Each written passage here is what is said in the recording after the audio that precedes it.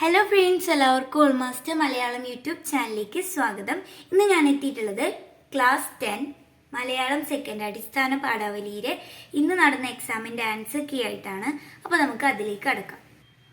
ഒന്നാമത്തെ ചോദ്യം, ഇവിടെ സൂചിപ്പിക്കുന്ന അത്യാഹിതം ഏത്?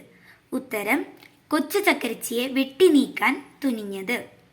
ഇനി രണ്ടാമത്തത്, കോരൻ കണ്ട വൻ വ്യാപാരം എന്ത്? ഉത്തരം, കൂടിയ വിലയ്ക്ക് നെല്ല് മറിച്ച് വിൽക്കൽ. മൂന്നാമത്തത്, താഴെ കൊടുത്തവയിൽ ശരിയായി പിരിച്ചെഴുതിയ പദമേത്? ഉത്തരം, ഫലമില്ല, ഫലം ഇല്ല.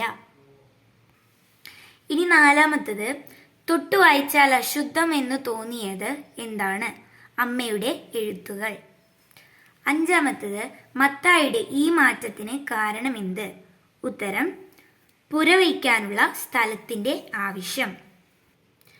ആറാമത്തത്, കൊച്ചു ചക്കരിച്ചിക്ക് ലേഖകൻ നൽകുന്ന മനുഷ്യഭാവം രണ്ട് വാക്യത്തിൽ എഴുതാനാണ് പറഞ്ഞത്. അപ്പോൾ തറവാട്ടിൽ ഒരു അംഗത്തെ പോലെ വീട്ടുകാർ സ്നേഹിച്ചിരുന്ന ഒരു മാവിൻ്റെ ജീവിതമാണ് കൊച്ചു ചക്കരിച്ചി എന്ന ലേഖനം, അല്ലേ? അപ്പോൾ ഒരു മുത്തശ്ശിയുടെ ഭാവം വായനക്കാർക്ക് അനുഭവിക്കാൻ കഴിയും. കൊച്ചു ചക്കരിച്ചിയെ കുലശ്രേഷ്ഠ എന്നാണ് ലേഖകൻ വിശേഷിപ്പിക്കുന്നത്. നീണ്ടു നിവർന്ന അതീശ്വരിയെ പോലെ നിൽക്കുന്ന മാവ് എന്ന വിശേഷണവും കൊച്ചു ചക്കരിച്ചിക്ക് മാനുഷിക ഭാവം നൽകുന്നു. മാത്രമല്ല, നാവുണ്ടായിരുന്നെങ്കിൽ കുടുംബത്തിൻ്റെ കഥ അവൾ പറയുമായിരുന്നു. അതെല്ലാം മാനുഷിക ഭാവം നൽകുന്നുണ്ട്. ഇനി ഏഴാമത്തത്, അക്കാലത്തെ സാമൂഹിക ജീവിതത്തിലെ എന്തെല്ലാം പ്രശ്നങ്ങളാണ് ഈ വരികളിൽ തെളിയുന്നത്? രണ്ടെണ്ണം കുറിക്കുക എന്നാണ് പറഞ്ഞത്. എല്ലുമുറിയെ അധ്വാനിച്ചിട്ടും വയറു നിറയെ ഭക്ഷണം കിട്ടാനില്ലാത്ത തൊഴിലാളി വർഗത്തിനെ നമുക്ക് കാണാൻ സാധിക്കും. മാത്രമല്ല, തൊഴിലാളിയുടെ അധ്വാനത്തിൽ ജന്മി വളരുകയും തൊഴിലാളികൾ ഒരു നേരം പോലും വയറു നിറയെ ഭക്ഷണമില്ലാതെ ആവുകയും ചെയ്യുന്നു. മാത്രമല്ല, കൂലിക്ക് വേണ്ടി ചോദിക്കുമ്പോൾ അവരെ ഒരു നായയുടെ വില പോലും കൽപ്പിക്കാതെ ആട്ടിപ്പായിക്കുന്നുണ്ട്, അല്ലേ? അവരെ വളരെയധികം ചൂഷണത്തിന് വിധേയമാക്കിയിട്ടുണ്ട്. നെല്ല് കൂലിയായി കൊടുക്കില്ല, അത് കരിഞ്ചന്തയിൽ മറിച്ചു വിറ്റു, അങ്ങനെയെല്ലാം നമുക്ക് എഴുതാം. എട്ടാമത്തേൻ്റെ ആൻസർ വരുന്നത്, ബഹുലക്ഷം ജനങ്ങളുടെ അന്ധകാര ജീവിതത്തിൽ ഗുരു പ്രകാശം പരത്തി. ഗുരു അവരെ സ്വതന്ത്രബോധമുള്ള മനുഷ്യരാക്കി മാറ്റി. ഒമ്പതാമത്തത്, കവിയുടെ മനസ്സിലെ ആശങ്കകൾ എന്തെല്ലാം? ഈ ആശങ്കകൾ ഇക്കാലത്ത് പ്രസക്തിയുണ്ടോ? അഭിപ്രായം എഴുതാനാണ്. ഈ വരികളിൽ മാതൃഭാഷ നഷ്ടമാകുന്നതിലെ കവിയുടെ ആശങ്കയാണ് വ്യക്തമാകുന്നത്. മാത്രമല്ല, ഇന്ന് മാതൃഭാഷ മലയാളികളിൽ നിന്ന് അകന്നുകൊണ്ടിരിക്കുകയാണ്. പുതുതലമുറയിലെ കുട്ടികൾ മലയാളം എഴുതാനും വായിക്കാനും അറിയാത്തവരായി വളർന്നു വരുന്നു. മാതൃഭാഷയുമായുള്ള പൊക്കിൾക്കൊടി ബന്ധം മുറിഞ്ഞു പോകുന്നു. മാതൃഭാഷയുടെ നഷ്ടം വ്യക്തിത്വത്തിൻ്റെയും മൂല്യബോധത്തിൻ്റെയും സംസ്കാരത്തിൻ്റെയും നഷ്ടം കൂടിയാണ്. ഇതെല്ലാം ഉൾപ്പെടുത്തിയിട്ടാണ് എഴുതേണ്ടത്. പത്താമത്തത്, സുകുമാർ അഴീക്കോടിൻ്റെ ഈ നിരീക്ഷണത്തിൻ്റെ പൊരുൾ വിശദമാക്കി കുറിപ്പ് തയ്യാറാക്കാനാണ്. പത്രനീതി എന്ന ലേഖനത്തിലെ മാധ്യമങ്ങളുടെ ധർമ്മം, സത്യം, നീതി അതെല്ലാം ഉൾപ്പെടുത്താം. മാത്രമല്ല, ലേഖനത്തിലെ ലേഖകന്റെ കാഴ്ചപ്പാട് വ്യക്തമാക്കാം. സമൂഹത്തിന് ദിശാബോധം നൽകുന്നതിനും ഗുണപരമായ മാറ്റങ്ങൾ വരുത്തുന്നതിനും പത്രങ്ങൾ വഹിക്കുന്ന പങ്ക്. ഇന്നത്തെ പത്രങ്ങൾ യഥാർത്ഥ മാധ്യമധർമ്മം പാലിക്കുന്നുണ്ടോ? അതെല്ലാം പറയാം. കാരണം ഇന്ന് വ്യാജ വാർത്തകളും കൂടുതൽ വരുന്നുണ്ട്, തെറ്റായ പ്രചരണങ്ങളാണ് നടത്തുന്നത്. അതുകൊണ്ട് തന്നെ സത്യം കണ്ടുപിടിക്കാൻ നമുക്ക് ഗുണിക്കൽ, ഹരിക്കൽ, അഭ്യൂഹം, ഭാവന തുടങ്ങിയ പല അടവുകളും നോക്കേണ്ടി വരും. അങ്ങനെയുള്ള രീതിയിലാണ് ഉത്തരം എഴുതേണ്ടത്. 11ാമത്തേൻ്റെ വരുന്നത്, മൃഗങ്ങൾ പോലും പരിഷ്കൃതരായ മനുഷ്യർക്ക് ചില പാഠങ്ങൾ പകർന്നു നൽകുന്നുണ്ടല്ലോ. കാവ്യഭാഗം വിശകലനം ചെയ്ത് കുറിപ്പ് തയ്യാറാക്കാനാണ്. അപ്പോൾ അമ്മത്തൊട്ടിലെയാണ് വന്നത്. വിജനമായ തെരുവിൽ വലിയ ഷോപ്പിംഗ് മാളിൻ്റെ തൊട്ടടുത്ത് അമ്മയെ ഇറക്കി വിടാം എന്നോർത്തപ്പോഴാണ് പെറ്റുകിടക്കുന്ന തെരുവ് പട്ടി കുരച്ചു ചാടിയത്. ശൗര്യം കൊണ്ട് മാത്രമാണ് തെരുവ് പട്ടി കുഞ്ഞുങ്ങളെ സംരക്ഷിക്കുന്നത്. തെരുവ് പട്ടി കുഞ്ഞുങ്ങളെ സംരക്ഷിക്കുന്നതിന് കാണിക്കുന്ന ശ്രദ്ധ പോലും മനുഷ്യൻ പെറ്റമ്മയെ സംരക്ഷിക്കാൻ കാണിക്കുന്നില്ല. അരക്ഷിതാവസ്ഥകളോട് പൊരുതി മകനെ വളർത്തിയ ഒരമ്മയുടെ ജീവിതം ഈ വരികളിൽ കവി വ്യക്തമാക്കുന്നു. 12-ാമത്തത് ഒരു നേരം ഭക്ഷണം കഴിക്കാനില്ലെങ്കിലും പരസ്പര സ്നേഹത്താൽ ഇല്ലായ്മകളെ അതിജീവിച്ചവരാണ് പ്ലാവിലക്കഞ്ഞിയിലെ കഥാപാത്രങ്ങൾ. പാഠഭാഗങ്ങളും മറ്റ് സന്ദർഭങ്ങളും കൂടി പരിഗണിച്ച് പ്രസ്താവനയിൽ കുറിപ്പ് തയ്യാറാക്കാനാണ്. പുഷ്പവേൽ ഔസേപ്പിന്റെ പ്രധാന ജോലിക്കാരനാണ് കോരൻ. അന്തിയാവോളം പണിയെടുത്ത് കിട്ടിയ ചക്രവും മടിയിലിട്ട് പാതിരാത്രി വരെ കോരൻ അരി അന്വേഷിച്ചു നടക്കുന്നു. ചിരുത അന്ന് കഞ്ഞിവെള്ളം പോലും കുടിച്ചിട്ടില്ല. പാതിരാത്രിക്കു ശേഷം കുറച്ച് അരിയും കപ്പയുമായി കോരൻ വീട്ടിലെത്തി. ഭക്ഷണം പാകമാക്കി ചിരുത ഒരു ചട്ടിയിൽ വിളമ്പി. ചിരുത വയറു നിറയെ കഴിക്കട്ടെ എന്നു കരുതി കോരൻ വയറ്റിൽ സുഖമില്ലെന്ന് പറഞ്ഞ് കഴിക്കാതെ ഒഴിഞ്ഞു മാറുന്നു. എന്നാൽ താനും കുടിക്കില്ല എന്നായി ചിരുത. ഒരു ചട്ടിയുടെ ഇരുവശമായി ഭാര്യയും ഭർത്താവും ഇരുന്നു. അതിൽ നിന്ന് ഒരു പങ്ക് കോരന് പിറ്റേന്നേക്ക് കഴിക്കാൻ അവൾ മാറ്റിവെക്കുകയും ചെയ്തു. ചിരുതയെ കരുതലോടെ ഊട്ടാൻ ശ്രമിക്കുകയാണ് കോരൻ. കോരനെ സ്നേഹപൂർവ്വം പരിഗണിക്കുകയാണ് ചിരുത. ദാരിദ്ര്യത്തിലും ഊഷ്മളമായ സ്നേഹബന്ധം നിലനിർത്തുകയാണ് കോരനും ചിരുതയും. മാത്രമല്ല, വിവാഹവേളയിൽ എന്തോ വഴക്കുണ്ടായെങ്കിലും കോരന്റെ അപ്പൻ അവരെ അവസാനമായി ഒരാഗ്രഹവുമായി തേടി വന്നപ്പോൾ, അതായത് അരിയിട്ട് തിളപ്പിച്ച വെള്ളം കുടിക്കണം എന്ന ഒരു ആഗ്രഹവുമായി വന്നപ്പോൾ അത് സാധിച്ചു കൊടുക്കാൻ അവർ തയ്യാറാകുന്നുണ്ട്.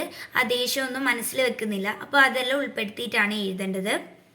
13-ാമത്തത് മാർക്കോസിൻ്റെയും മത്തായിയുടെയും ജീവിത വീക്ഷണങ്ങൾ താരതമ്യം ചെയ്യാനാണ് പറഞ്ഞത്. അപ്പോൾ മാർക്കോസ് എന്ന് പറഞ്ഞാൽ എന്താണ്? പഴയ തറവാട്ടുകാരായിരുന്നു മാർക്കോസിൻ്റെ കുടുംബം. കാലക്രമത്തിൽ ആ കുടുംബം ക്ഷയിച്ചു. പിതാവിൻ്റെ മരണത്തോടെ ഉത്തരവാദിത്തങ്ങളെല്ലാം മാർക്കോസിൻ്റെ ചുമലിലായി. കുടുംബസ്നേഹിയായ അയാൾ എല്ലാ ഉത്തരവാദിത്തങ്ങളും ഏറ്റെടുത്തു. 7 സഹോദരിമാരുടെയും വിവാഹം മാർക്കോസ് നടത്തി. പ്രാരാബ്ധങ്ങളുടെ നടുവിലായിരുന്നു ജീവിതമെങ്കിലും അയാൾ ഒരിക്കലും നീതികേട് പ്രവർത്തിച്ചില്ല. തൻ്റെ സഹായം കൊണ്ട് പച്ചപിടിച്ചതാണ് മത്തായിയുടെ കുടുംബം എന്നറിയുമെങ്കിലും ആ ഒരു മനോഭാവത്തോടെ അയാൾ പെരുമാറിയില്ല. അതെല്ലാം മാർക്കോസിന്റെ കാര്യത്തിൽ ഫസ്റ്റ് ചെയ്തേണ്ടത്. പിന്നെ മത്തായിയെ കുറിച്ച് കുറച്ച് പറയാം. മാർക്കോസിന്റെ അപ്പന്റെ സഹായത്താൽ പച്ചപിടിച്ച കുടുംബമാണ് മത്തായിയുടേത്. സാമ്പത്തികമായി വളർച്ച പ്രാപിച്ചപ്പോൾ കടന്നു വന്ന വഴികൾ മത്തായി സൗകര്യപൂർവ്വം മറക്കുന്നു. തങ്ങളുടെ വളർച്ചയ്ക്ക് കാരണക്കാരായ കുടുംബം അടിക്കടി തകർന്നു പോകുന്നത് കണ്ടിട്ടും മുൻകാലങ്ങളിൽ സഹായിച്ചവരാണ് അവർ എന്ന് ചിന്തിക്കാനുള്ള സന്മനസ് മത്തായിക്ക് ഉണ്ടാകുന്നില്ല. എന്നിട്ട് അവരുടെ രണ്ടാളെയും കൂടി താരതമ്യം ചെയ്തിട്ടാണ് ഉത്തരം എഴുതേണ്ടത്. 14-ാമത്തത് ഒരു ജാതി ഒരു മതം ഒരു ദൈവം മനുഷ്യന്. കുറ്റിപ്പുഴ കൃഷ്ണപിള്ളയുടെ അഭിപ്രായമാണ് കൊടുത്തിട്ടുള്ളത്. അത് സമകാലിക സംഭവങ്ങൾ മുൻനിർത്തി പ്രതികരിക്കാനാണ് പറഞ്ഞത്. ഒരു ജാതി ഒരു മതം ഒരു ദൈവം മനുഷ്യന് എന്ന സന്ദേശം മനുഷ്യവർഗത്തെ ഒന്നായി കാണുന്നതാണ്. എക്കാലത്തും ഏത് രാജ്യത്തും വില പോകുന്നതും ഏത് സമുദായത്തിൻ്റെയും സാംസ്കാരിക വികസനത്തിന് ഉപകരിക്കുന്നതുമായ വിശിഷ്ടാശയമാണിത്. ഈ ആശയം പ്രാവർത്തികമാക്കുന്നതോടെ ഭൂമുഖത്തെ വികൃതമാക്കുന്ന ജാതി മത വർഗഭേദങ്ങൾ ഇല്ലാതാവുകയും മനുഷ്യത്വം എന്ന ഉദാത്തമായ ഭാവം ഉയർന്നു വരികയും ചെയ്യും. അപ്പോൾ ഒരു സമകാലിക സംഭവമായിട്ട് നമുക്ക് ഇത് എഴുതാം. ഇതര സമുദായത്തിൽപ്പെട്ടവർ സ്നേഹിച്ച് വിവാഹം കഴിക്കുന്നതിൻ്റെ പേരിൽ ദുരഭിമാന കൊലകൾ കേരളത്തിൽ വർദ്ധിച്ചു വരുന്ന ആ ഒരു കാര്യം നമുക്ക് പറയാം. മാത്രമല്ല, ഈ ഒരു സന്ദേശത്തിൽ നിന്ന് നമുക്ക് കിട്ടുന്നത് ജാതീയമായ ചിന്തകൾ തുടച്ചു മാറ്റാനുള്ള ആഹ്വാനമാണ്. അതെല്ലാം ഉൾപ്പെടുത്തിയിട്ടാണ് എഴുതേണ്ടത്. 15-ാമത്തത് ചാക്കുണ്ണിയുടെ കഥാപാത്ര നിരൂപണമാണ് ചോദിച്ചത്. ദരിദ്രനായ ഒരു തയ്യൽക്കാരനാണ് ചാക്കുണ്ണി. തൊഴിലിനോടുള്ള ആത്മാർത്ഥതയും കലയോടുള്ള ആഭിമുഖ്യവുമാണ് അയാളുടെ സ്വഭാവ സവിശേഷതകളിൽ എടുത്തു പറയേണ്ടത്.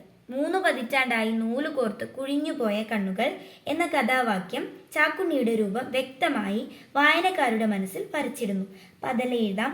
മാത്രമല്ല, റേഡിയോയെ അതിയായി സ്നേഹിച്ചിരുന്നു. അതായത് റേഡിയോ തനിക്ക് വാങ്ങണം എന്നതായിരുന്നു ഏറ്റവും വലിയ ആഗ്രഹം. അതിനായിട്ട് കുറേ ത്യാഗങ്ങൾ അദ്ദേഹം സഹിച്ചിട്ടുണ്ട്. അപ്പം അതെല്ലാം എഴുതാം. മാത്രമല്ല, കുടുംബത്തെ വളരെയധികം സ്നേഹിച്ചിരുന്ന ഒരാളായിരുന്നു. തൻ്റെ മകന് വേണ്ടി മരുന്നിനായിട്ടാണ് റേഡിയോ പണയം വെക്കുന്നത്. ആ കാര്യങ്ങളെല്ലാം ഉൾപ്പെടുത്തിയിട്ടാണ് എഴുതേണ്ടത്. 16-ാമത്തത് ഉപന്യാസമാണ്. ബന്ധങ്ങളുടെ തീവ്രത വർത്തമാന സമൂഹത്തിൽ എന്ന വിഷയത്തിലാണ് ഉപന്യാസം തയ്യാറാക്കേണ്ടത്. അപ്പോൾ ഹെഡിങ് കൊടുക്കണം. പിന്നെ ജസ്റ്റ് ഈ ഒരു കഥാഭാഗം പറയാം. അതായത് മകന്റെ നിർബന്ധത്തിന് വഴങ്ങി നഗരത്തിലേക്കു ചെല്ലാമെന്ന് അമ്മ സമ്മതിക്കുമെങ്കിലും അച്ഛന്റെ ഓർമ്മകൾ ഉറങ്ങുന്ന വീട് വിട്ട് എങ്ങോട്ടുമില്ലെന്ന തീരുമാനത്തിൽ അമ്മ എത്തുന്നു. അച്ഛൻ വിളിക്കുമ്പോൾ ഞാനിവിടെ ഇല്ലാതെ വന്നാൽ എന്നാണ് അമ്മ പറയുന്നത്. ആത്മബന്ധത്തിന്റെ ആഴമാണ് ഇവിടെ വെളിപ്പെടുന്നത്. ഇങ്ങനെ അച്ഛന്റെ വിളിക്ക് കാതോർത്ത് അച്ഛന്റെ ഓർമ്മകൾ ഉറങ്ങുന്ന വീട്ടിൽ തന്നെ കഴിയുന്ന അമ്മ മരണത്തിനു പോലും വേർപെടുത്താൻ കഴിയാത്ത സ്നേഹത്തിന്റെ പ്രതീകമാണ്. പിന്നെ മാത്രമല്ല, ഇന്ന് വർത്തമാന സമൂഹത്തിലെ ബന്ധങ്ങൾ കൂടുതൽ കാത്തു സൂക്ഷിക്കുന്നുണ്ട്. നിങ്ങളുടെ അഭിപ്രായം കൂടി ഉൾപ്പെടുത്താം. കാരണം ഇന്ന് നമുക്ക് കാണാൻ സാധിക്കുന്നത് ബന്ധങ്ങൾക്ക് വലിയ വില കൊടുക്കാതെ തിരക്കുകൾക്ക് പിന്നാലെ പോകുന്ന, അതായത് പണത്തിന് പിന്നാലെ പോകുന്ന തിരക്കേറിയ ജീവിതം നയിക്കുന്നവരെയാണ് നമുക്ക് കൂടുതൽ കാണാൻ സാധിക്കുന്നത്. അപ്പോൾ അതിൽ ഉൾപ്പെടുത്തിയിട്ടും കൂടി നമുക്ക് ഇതിന് ആൻസർ ചെയ്താൻ പറ്റും. ഇനി 17ാമത്തതാണ്. അതിൽ മലയാളിയുടെ മാറുന്ന ഓണസങ്കല്പം എന്ന വിഷയത്തിൽ മുഖപ്രസംഗം തയ്യാറാക്കാനാണ് പറഞ്ഞത്. പണ്ടുകാലത്തെ ഓണസങ്കല്പം കൂടി ഒന്ന് പറയാം, എന്നിട്ട് ഇന്നത്തെ ഓണവും കൂടി അങ്ങനെ താരതമ്യം ചെയ്തിട്ട് നമുക്ക് ഇത് എഴുതാൻ പറ്റും. അപ്പോൾ പൂക്കളം ഇടാനുള്ള പൂക്കൾക്കായി അത്തം മുതൽ തിരുവോണം വരെയുള്ള 10 ദിവസവും അതിരാവിലെ കുട്ടികൾ പാടത്തും പറമ്പിൽ പോയി പൂവട്ടി നിറയെ പൂക്കളുമായി മടങ്ങി വരും. ഓണത്തിന് വിഭവസമൃദ്ധമായ സദ്യ ഉണ്ടാക്കും. തലേ ദിവസം തന്നെ അതിൻ്റെ തിരക്കുകൾ തുടങ്ങും. വാഴയിലയിൽ ഓണസദ്യ വിളമ്പി എല്ലാവരും ഒന്നിച്ച് നിലത്തിരുന്ന് കഴിക്കും. എല്ലാവർക്കും ഓണക്കോടിയും കൊടുക്കും. പിന്നെ കുട്ടികളെല്ലാം ഓണക്കളിയിൽ ഏർപ്പെടും. ഇന്ന് മലയാളികൾക്ക് ഓണം ആഘോഷിക്കണമെങ്കിൽ അരിയും പച്ചക്കറികളും തുണിത്തരങ്ങളും പൂക്കളമിടാനുള്ള പൂക്കളുമൊക്കെ അന്യനാട്ടിൽ നിന്നെത്തണം. ഓണസദ്യയ്ക്കും പായസത്തിനുമൊക്കെ ഹോട്ടലിൽ ഓർഡർ ചെയ്ത് കാത്തിരിക്കാനും മടിയില്ലാതായി. ഓണം ബമ്പറും ഓണം റിഡക്ഷനും TV-യിലെ ഓണം സ്പെഷ്യൽ പ്രോഗ്രാമുകളുമൊക്കെയാണ് ഇന്ന് മലയാളികളുടെ ഓണത്തിന് ആഘോഷത്തിൻ്റെ നിറം പകരുന്നത്. ഇതെല്ലാം ഉൾപ്പെടുത്തിയിട്ടാണ് എഴുതേണ്ടത്. അപ്പോൾ ഇത്രയാണ് ഈ വീഡിയോയിൽ ഉൾപ്പെടുത്തിയിട്ടുള്ളത്. ഇഷ്ടപ്പെട്ടാൽ ലൈക്ക് ചെയ്യുക, ഷെയർ ചെയ്യുക, സബ്സ്ക്രൈബ് ചെയ്യുക. Thanks for watching.